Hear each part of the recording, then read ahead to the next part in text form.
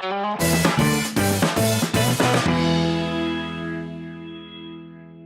guys, welcome back to another video into the iOS 10 development course that we are currently working on. In this video, we're going to be talking about constraints, and we're also going to be introducing something called text fields and buttons. It's similar to labels, but they just have different functionality to them. So let's get started. We're going to open up Xcode. We're going to start with a new project called whatever you want to. I am currently running the same project from the previous video called Hello World. And on the left side, since we're still working on the layout, we're just going to drag and drop things onto the layout and put constraints on them. We're going to go into storyboard, and this is actual layout of our app. There's nothing at the moment on it.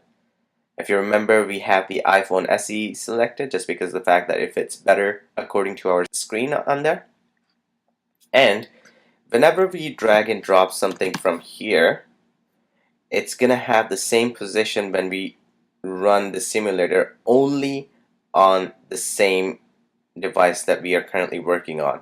So if we're working on iPhone SE and we run it on iPad Air 2, it would not be placed in the same position.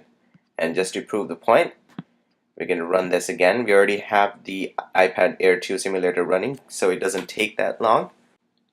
See, it's on the left side, not even halfway through the screen.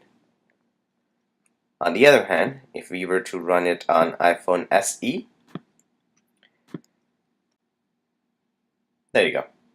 So as you guys can see, this only works on the same device. So iPhone SE has the label in the middle, as we have it right here in our layout. Alright, now if in case we want to position it at the same spot, which obviously we should in terms of all the things that we have on our app layout, it should be at the same spot throughout all the devices. Now for that, there is something called constraints. Constraints are basically the limitations in terms of positioning it on the screen, which we add onto the label. And to do that, we're simply going to select it, and here it will say add new constraints. Once we click on it, these are all the options that we have in terms of adding the constraints onto our label. So remember that every single object on our layout should have minimum of four constraints. So it should have the distance from the top, from the left, bottom, and right. If there is something else on top of it, just before the actual end of the screen, the distance between the label would be the actual distance from the thing right here. I'll explain to that later on when we have a couple of more things on the screen. So to have it in the center, you guys can see that it already knows the actual pixel distance from the top, from the left, from the bottom, and from the right as well. So since it's centered right now, we're just going to add the constraints by clicking on this red button. And if you notice, there is one constraint added. You're going to add 2, 3, and 4. And now we did add the constraints, but we didn't apply it yet. And now we have the constraints applied to it. And these blue lines represent that these constraints do not have any problems. If they did have any problems in terms of overlapping another constraint, then these lines would be red, which means you would have to go back and click on them individually and delete them by deleting it, or just remove or change them. Simple as that. Now if we run it on any of these simulators, it would always be in the middle. Alrighty, again, let's just change the label to Hello World. There you go. As you guys can see, it's in the middle. You can make it bigger. You can bring it back here. Now this basically says that we have changed the constraints in terms of the actual size of it. The actual size of this label, according to our constraint, is these dotted lines, which does not actually work for our word. that we have inside the label. So what we're going to do is we're going to change them. Alright, let's do that. We're going to go into this ruler here. This represents basically the distance and size of this label from various positions, from the sides, from the bottom, and the top. And here are all the constraints that we currently have. We're going to edit them, and we can simply change it if we know exactly how much the distance is, which we do not currently. So simply we're going to highlight them and delete. Highlight, delete. You can do that here, or you can simply highlight them here and delete them. Highlight here, highlight here, and delete them. There we have it. Now, there are two ways to center anything on the screen. It's either by knowing the distance from the left or right, top or bottom, or you can actually just tell it to center it. Horizontally in container, it's going to align it, or vertically it's going to align it both sides. So this is an easier way to put it in the middle of the screen. There you go. The same thing, yet it's done very easily. Now, if you notice that now the inner box is kind of bigger, which means it will fit our entire word. Let's run it and see if it actually is true. Attaching two files, and there we go. As you guys can see, we can actually see the entire word.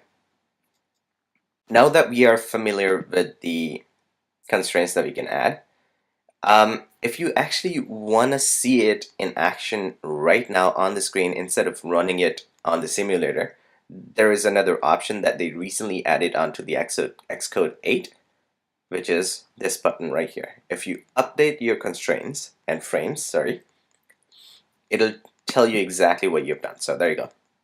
It changed the actual position to what it is actually supposed to be. Very helpful. So you don't have to actually start running the simulator every time. You can actually see it live happening right in front of you. Alrighty. So again, now that we are very comfortable, I'm really hoping that you guys are comfortable by doing this, constraints and stuff like that. Let's just get right into our next topic and add text field. The description says displays editable text and sends an action message to a target object when return is tapped. This is basically when we get information from the user onto our screen. So whenever you want them to fill in information about their email address, their first name and stuff like that, this is what the text bar that they do. And what kind, in terms of the functions that this has, let's just go over them. You can either have the text in it, please enter your email. And if you enter it, it'll show up right here. You can change the color and a whole bunch of different things. But for text fields, you might want to be very careful in terms of what kind of text and color that you add onto it, just because of the fact that people are expecting it to be default, because it's not being changed forever. Unless you are the person who wants to change things around, or it works for your app, go ahead and do that, no problems.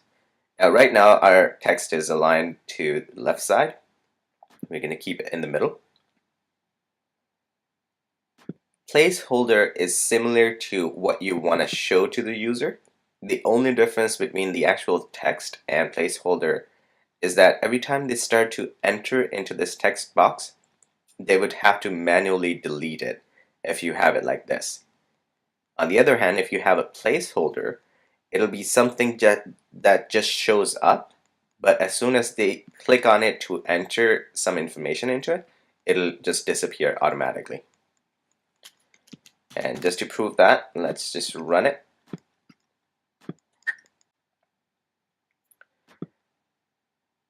There you go.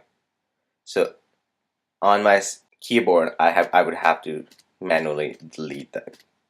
Also on the same note, if you don't see your keyboard of this device appearing the way it's not appearing right now, it's because of the fact that right here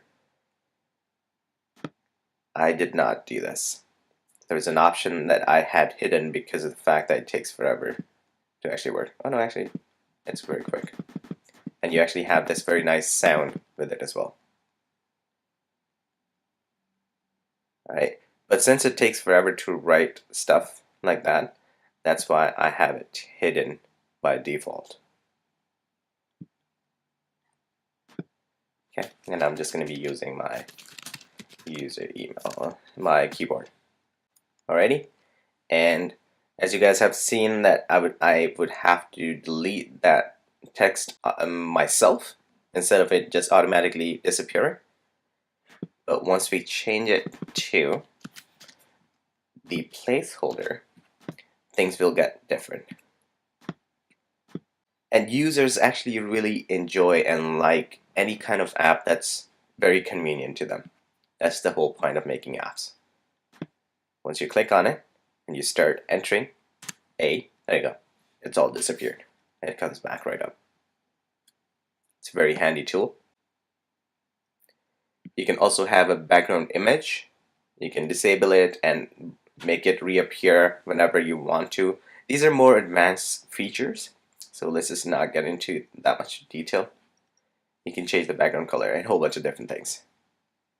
Alrighty, now again we're gonna add constraints onto it. You know what? Actually, ask the user. Let's just ask them to enter their email. So again, we're going to delete the constraints because this is not the position that we want for this at the moment. So we're going to go into it.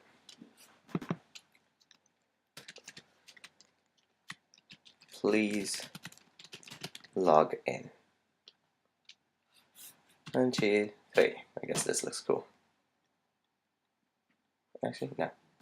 Shouldn't have those dots. That should be good.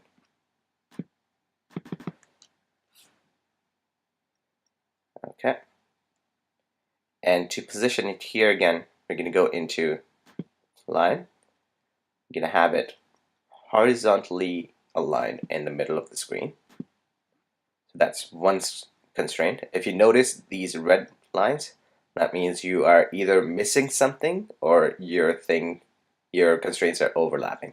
So as you guys can see, I only have 2 constraints at the moment, so from the top and from the bottom. Oh, sorry, from the left and right distance. And now we're going to have a constraint from the top, and we're going to have a constraint from the bottom as well. And that completes the 4 constraints in total. Alrighty, and as you guys can see, that the top constraint was from the top corner of the screen, and the bottom screen is the distance from the very next label or object on the screen. So it doesn't go all the way down to the screen and count the pixels from there. It just counts the distance between the label next to it. Alrighty, please enter your email, and obviously we're going to have password. You can either drag and drop them like that, or simply click on them, copy, and paste. Control C, Control V. It might have dragged over some of the constraints, which it didn't. That's great. Let's just add some more constraints on it again. We're going to do horizontally aligned, and then simply add the distance from the top and bottom. Now the bottom one, since there's nothing in between them, it'll add actually, we're going to add one more thing there. So let's just not add this here at the moment. So instead of having the constraint counted from the bottom, it'll just count the constraint from the next label at the bottom, which will probably just say click me to log in, or just say login so people know that this is the button. Alright, and we're going to change the placeholder to be please enter your password. Alright, now we're going to add a button. Now button is basically a touch event. So basically every time you tap on this, it'll do something. But right now, it is not really going to do anything. Log, it's just going to say log in. Okay, and again, I'm going to add constraints to it. Embed in stack. Oh, this is something called stack views and stuff like that, which is like tables and stuff. We'll get to that later on. Don't worry about that at the moment. We're just going to put it horizontally and vertically aligned in the middle. Alright, now if you remember, we didn't add the bottom constraint to it, so let's just do that. So it's all working fine. Since it doesn't really need the extra constraint, let's just not add to it, just to be on the safe side, so it doesn't work. It doesn't give you any problems afterwards. So this is basically just a default screen for any of the applications out there like Facebook, and it's simply like that, which we just created. It looks amazing. So let's just run it and see what it does. Alrighty, it's working just fine now, and let's see what we've got. Okay, so we do have a couple of problems here. Now, the only reason I'm doing it live is so you guys can see that we do have to deal with some problems. Nobody is perfect, and you have to get through that phase as well. So you don't expect it to be a very easy road. You would have to be learning by your failures and mistakes, and that's the actual best way to learn coding. And that's why I'm not actually going to be taking out any of this information where I missed some kind of information and we didn't actually see what we were expecting. So let's just go back and see what we missed here. So this one right here seems to be on the left, and on the right this one seems to be okay. Cool. Let's just do that and see. So far it seems like, how many constraints did we add? 1 and 2. 1 and 2. Oh, we didn't add the any other constraint for that. Vertically, horizontally. So basically, we just know the distance between from the top and the bottom.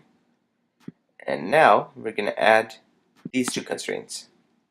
And now we're just fine. So we were actually missing the left and right constraint for it. And since we want to have it stretched out all the way to the end of the screen, constraint is actually 0. Now, I think it's the same problem that we are currently having for this. Yes, obviously. Alright, so let's just go ahead and add the 0 pixels constraint from left and right. Oh, sorry, I didn't even add that. Alright, so let's just do that again. 0, 0, and add the constraints. Now it should work just fine, even though it's missing one constraint at the bottom. Now that we are very confident about our constraints and the fact that we know that these should be working, let's just run it. We actually have it running right now, and this actually works just fine. So we have actually made our amazing looking app for the very first time. It's just a layout, it doesn't really do anything. So we have the label on the top. We can enter our email address, email@gmail.com. We can enter our amazing password, forgot password, and we have a button here, which if we do click on it, it does the animation for it, but it doesn't do anything when we click it, just because of the fact that we didn't add any kind of code to it. It didn't tell our app to do anything when we click on it. Alright, there you have it. I am really hoping that you guys are comfortable and know what labels, text fields, and buttons are, and how to put constraints on them. Let's just give you guys a task and see if you guys can actually. Let me think about it really quick. Okay, so what I want you guys to do right now is just make an app like this. Okay, so have your name right here, my app. Then have two text fields at the bottom, which are cornered to the left side. There's no space from the corner. And let's just color them here. Copy and paste them. and drag and drop them here. They should say email, please enter email. They should say please enter password. And then the very last one should be actually a button aligned to the left again. And it should not be too big. It could be very small. It's better if you have it halfway through the length of these two text fields and tell it to say log in. And I wish you guys good luck. If you actually have any problems, go back and watch this video again for help, adding constraints and all those labels and buttons. If you have a specific problem which did not get answered in the video, you can leave a comment down below. Someone should be able to answer that, and hopefully I'll try my best to answer it. Otherwise, I do apologize. I might be busy and stuff like that. Anyways, I really hope that you guys are comfortable with all this information in the video. It was just the text fields, buttons, and constraints. And I'll see you guys in the next one.